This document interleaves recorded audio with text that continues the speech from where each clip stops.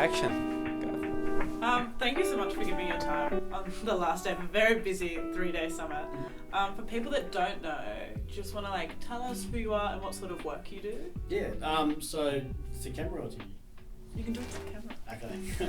Okay. You are. Now Zach James. Now Bana my Yamatji na Bidra Murray na Jipan Wongatha. So I'm a Murray, I'm a Yamatji, I'm a Murray, and a Wongai man. So I'm Aboriginal First Nations from over in Western Australia. So I was the creative director at Yirra Yaakin Theatre Company, but now I'm just independent. And my background is in theatre, film, music. So writing plays, developing workshops, and also doing sound design. Yeah. But the past probably 7 or 8 years I've been focusing more on community development, especially working with young mob, using forum theatre and theatre of oppression to give voice to my families and to all our young people, because that's just how it works as Aboriginal people and how it should be for everyone. Yeah. Thank you so much. It's a beautiful introduction. I think I'm really interested, and this conversation has been broached before. There's been a lot of focus, and I think it's very heartening to hear that a lot of people are really gung-ho and really empathetic and about getting First Nations voices first. And that has been a large part of the discussion, I think, this week, acknowledging that in Australia, some of the most disadvantaged groups of young people are First Nations young people and those communities that they live in. And I'm interested, from a First Nations voice, hearing about all the stuff that we're looking forward to and the road bumps that we're really trying to get over as a sector. What do you think the next step is for the rest of the sector to support First Nations voices, and particularly First Nations? It's a big question, but even just one thing you think that's helpful as we move forward to support the most vulnerable youth in our country? Equitable representation, and by that I mean real representation. So let's say ATYP, I didn't even know this place existed before now, and so I'm not what you'd consider young anymore, which is it's kind of sad, because if I knew about this place, I would have been here while I was developing as an artist. But I think because artists, our job is to hold a mirror up to society and make them see what they're looking like. And if you have more Aboriginal people who are young, who are in these spaces, which is ATYP, people listen to you. And if there's a drive coming for young people to have their voice listened, and you are the face of the young people, get more Aboriginal people in this space so that they can inform that voice that you mob are creating, and so that will then trickle up towards the policy makers, so you can drive. Because I was saying this earlier, if there's one thing that I know, that there's probably only 10 years difference between us, but my generation particularly and the ones just above me, we became really stagnant when it came to protesting, when it came to advocacy. Or we did it quietly, and that's because social media came in, and so although we felt like we were making changes, we weren't. There's the tool of social media when it's not used properly, whereas UMob are now pushing it and going on the streets and forcing that change.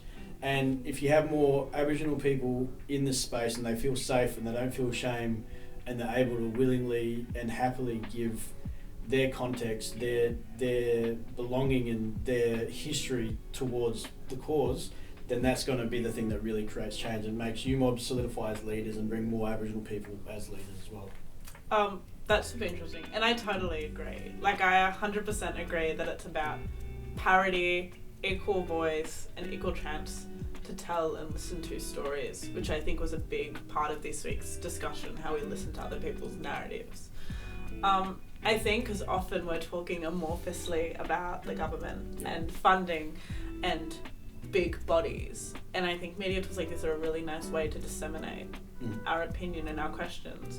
I'm wondering if you have is there a question that if you were face to face with the powers that be that decide funding and all that, is there a question you would ask or something that you want to know? Because I'm interested in what is the provocation? Do you think it's working? Yeah, that's really interesting. That's the question. Do you think it's working? Yeah. Because if we have a focus on First Nations people, we have a focus on young people, do they legitimately think that whatever process is happening right now is working? Because if they can sit there and say they can, then that's where we can start to understand what is going wrong.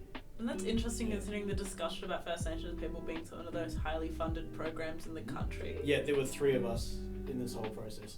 Yeah, that's a whole that, room of 100 people. So like you talk about that, and so how many young mob were there? Like, when I'm saying young, I'm saying under 25. Yeah. I think there was maybe all up 10 to 50. Less, under 10, I would say. And there were about 100 people presented here, so that's an issue. Yeah. You know what I mean? And everyone that's here is really great. And this is what I was saying before.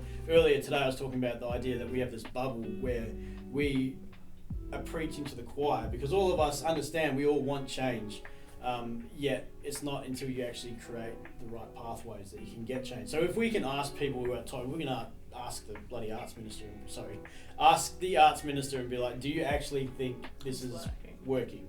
Because they might actually think if there's cognitive dissonance, then you can be like, okay, so let's unpack that. You know, it's like Augusto Boal, so Forum Theatre, you just unpack the pathways of the thinking. Yeah. And you'd be like, that's where you can actually be like, okay, so this is what's going wrong, and how do we shift that? And maybe it comes down to redefining what we mean by success. Yeah, exactly. And we've had that conversation today about how there's a lot of dissonance between how we interpret success on the bottom line and how success exists in a community-focused industry like youth. Yeah. The youth art sector. And then I think just one final thing, I'm really interested for those First Nations artists and young people that are wanting to head into making the change in advocacy in the arts. I'm really interested what your one piece of advice, there's probably lots of advice, but I'm interested if there is, considering this past summit, one piece of advice that comes to mind for them as they move forward. Hunt your jukuba. And when I say jukuba, I mean your spirit and your dreaming. Hunt it. If you hold on to that, that's going to guide you no matter what. And if you haven't grown up with it, then understand you can find it and it's there. So hold on to that. That's your strength, and that's how you're going to keep going forward. Yeah. That was really beautiful. Thank you. That's right. Thank you so much.